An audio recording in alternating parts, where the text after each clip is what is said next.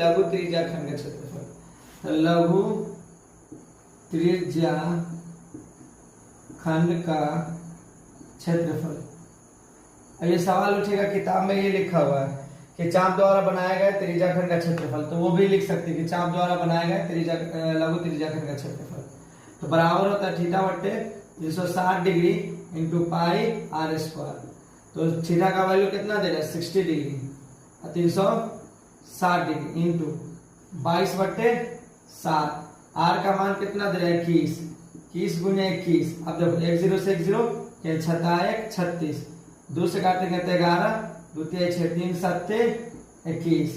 चलो 7 से 7 एकम 7, देखो ये वाला 7 से 7 कैंसिल हो जाएगा, तो 11 एकम 11, 11 दूना 22, 22 एक 23 सेंटीमीटर स्क्वायर, यानी 5 का दूसरा 31 सेंटीमीटर स्क्वायर निकल गया। ठीक है, चलिए अगला तीसरा में क्या है, क्या संगत जीवा द्वारा बनाए गए वृत्तखंड का क्षेत्रफल। अब संगत द्वारा, अब ये इसको कहेंगे इस रेखा को यहां से लेकर यहां तक, ये जो वृत्त का लाइन जो है, ऐसे जो त्रिज्या जो पॉइंट बना वृत्त पर, इस वाले रेखा से यहां तक त्रिज्या वाला, इस पॉइंट और इस पॉइंट को जो टच कर दोगे तो वही बनेगा जीवा केंद्र।